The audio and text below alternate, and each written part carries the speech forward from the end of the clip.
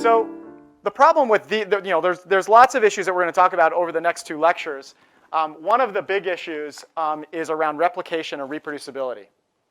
So if we were to design an experiment to test whether the 25-pound blanket actually reduces anxiety and stress, it might actually do that.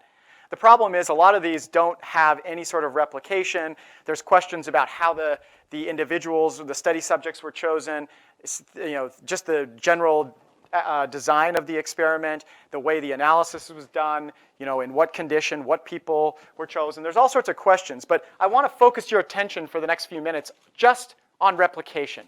So replication is pretty central to how science runs and how it's successful. This is much more how science runs in a perfect world. So if you were some alien outside our galaxy that we live in that came and landed on Earth, and you were throwing a ball for the first time, assuming you didn't understand gravity. I'd hope you understand gravity if you could land on Earth.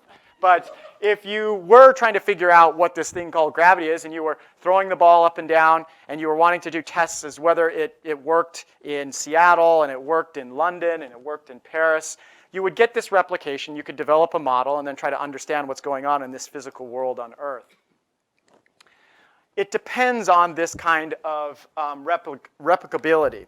But there are 2 different kinds of, these are variants, so they're cousins of each other. So there's replication of an experiment. That's if let's say I was doing a simulation experiment around students' response to material or some sort of class. I could run the experiment in the computer in silico. I could hand you the code. You could hand you the data that I collected or the output of that, and then you could try to replicate it and see if you get similar results. You could also do an experimental study. Let's say you're an experimental psychologist. You put some college students in a room. You ask them some questions. Then you would give me your data, and I would see if I could replicate the same p-values, confidence intervals. So that's just reproducing it. That's reproducing exactly the study I did and seeing if you can get the same results, whether it's through codes in sort of a computational kind of study or even experimental study. Replication is a little bit different in that that's if you were to run it on a different set of people in a different city in a different condition, would you get the same results? So if you throw the ball up and down, would you get the same results? If I was studying whether chocolate makes you smarter before a test, if I was to run it with this class, would it happen again with another class? So let me give you an example of where we can at least focus on reproducibility. Now, we can't always guarantee replication of these kinds of studies because you might not have the resources, or there might be conditions that make it really difficult. But one thing that you should, to at least the largest degree that you can, try to make your studies reproducible. So if I was to run that computational experiment, you should be able to run that same sort of thing and get the same results. But let me give you an example where this has gone wrong and had pretty big consequences. So economists use this debt to GDP ratio often to employ policy decisions on whether we should spend as a government or not spend. So through our recent recession, there was a lot of discussions about whether we should go through austerity measures. Should we reduce our debt? Or should we have increased spending during these kinds of periods? This has been a long-term discussion. It's one of the most wrangled questions in the field of economics. Do you spend more to get growth, or do you spend less and have less of this GDP or this debt to GDP ratio? So what you're looking at here are this debt to GDP ratio over many years for these different countries. You can see here the United States. It sort of is sitting just above this, really close to the 100% line. This little line here indicates 90%.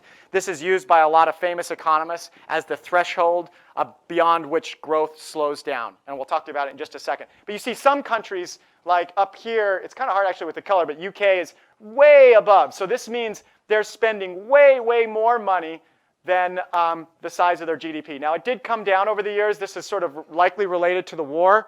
There was a lot of spending during the war, of course. It drops down. You see it coming back up, and now we're around here. Now, up in here, you see Japan. Japan has had this, they were down sort of way below 90%, and now their ratios come up, and they've spent a lot more money. The point is, this particular measure is used all the time by economists, and it's debated all the time. So in comes Reinhardt and Rogoff. These are two very famous economists at Harvard.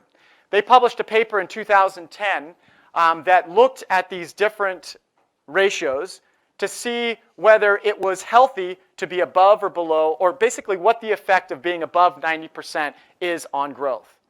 This kind of information could be used by these countries during these major recession time, during the 2010 era, to determine whether they should try to spend more, hire more, expand government, whatever the spending you'd want to do.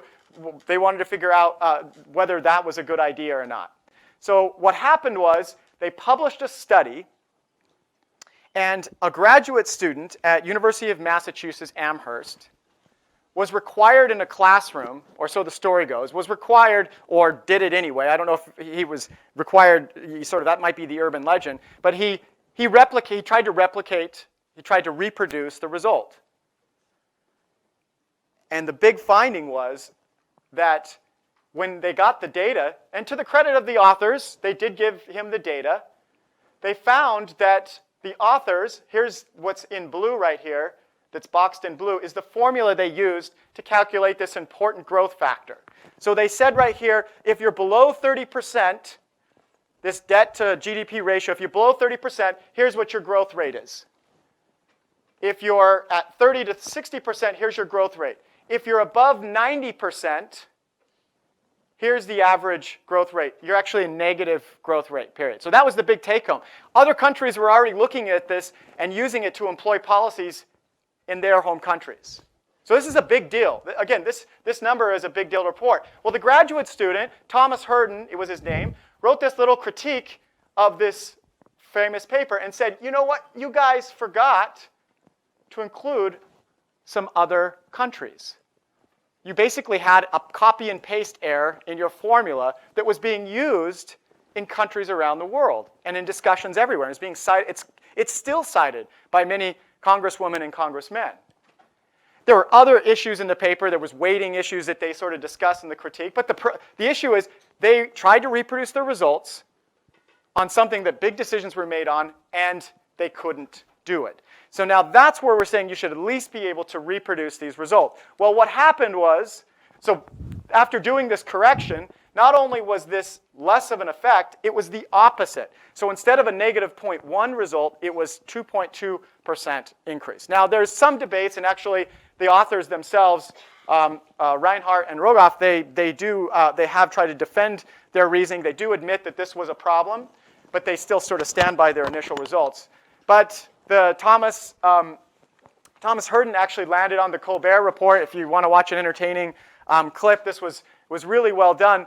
But if all replication success, well, this wasn't a success in terms of the ability to reproduce, but it was a success in finding an error during that process. The problem is we don't get rewarded for this in science.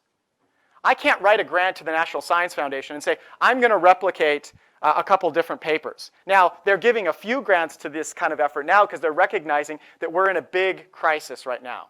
I'm going to talk about the crisis in just a second. But if you do this, maybe you guys will land on the Colbert Show. The Colbert Show, they were talking about how, here's the result here, they show the results, and they also talk how the authors sort of stick by their results, and they sort of make it kind of funny. The thing is, though, this landed all over the world. It was international news, this one study that wasn't being able to be reproduced, because again, it's a very contentious issue in the field of economics.